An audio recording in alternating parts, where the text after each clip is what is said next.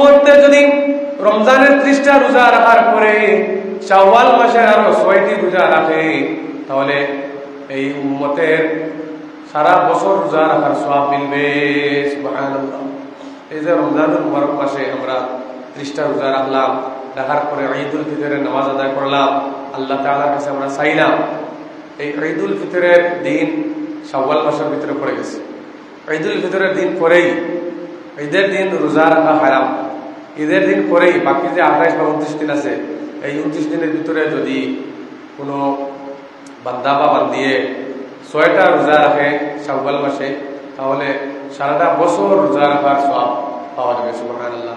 তাই আমি মা বোনদেরকে আমি বলছি, আপনারা সবাই এই শাওয়াল মাসে 6টি রোজা রাখবেন।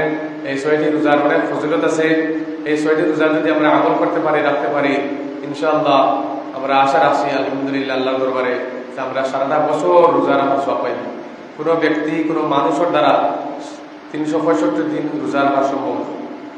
আরবিতে 354 দিন বা 355 দিন আরবি হিসাবে, আরবি মাসের হিসাবে হয়, আর ইংরেজি মাসের হিসাবে 365 দিনের বছর হয়।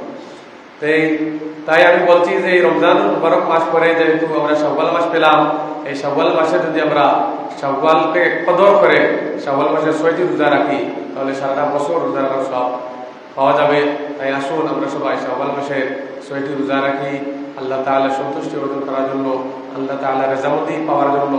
আল্লাহ তাআলার সন্তুষ্টি আর আল্লাহ তাআলার রেজামতি যদি আমরা হাসিল করতে পারি, ইনশাআল্লাহ আমরা পরকালে নাজাত পেয়ে যাব। এই রমজানুল মুবারক মাস অত্যন্ত বরকতময় একটি মাস চলে গেছে আমাদের কাছে। এই মাস আর চলে আসবে না, আরো 1 বছর পরে সেই মাস আমরা তালাশ করে পাবো। এই রমজানুল মুবারক মাস আমাদের কাছ থেকে চলে গেছে। এখন রমজানুল মুবারক মাস পরে আমরা শুধু এই শাওয়াল মাসের যে সম্মান আর মর্যাদা যদি আমরা দিতে চাই, তাহলে এই 6টা রোজা রাখবো।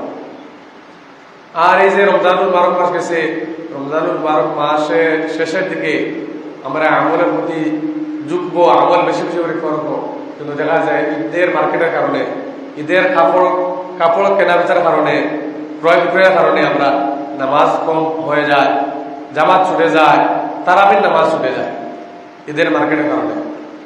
এই যে ঈদের মার্কেট করার জন্য আমরা সবাই পাগল করা হয়ে কিভাবে কাপড় কিনবো, কিভাবে মার্কেট করবো, শপিং করবো, বাচ্চাকে কাপড় দিব, আমি কাপড় কিনবো, এই পেরেশানিতে আমরা সবাই ব্যস্ত থাকি। আসলে আমাদের কারো করে কি কাপড়ের কোনো অভাব আছে? কোনো অভাব নাই। যদি তালাশ করা যায়, প্রতিটা ঘরে গেলে দেখবেন 10টা 20টা করে কাপড় আছে, সেট আছে। সেই ঘটনা বলার কারণে আমার একটা ঘটনা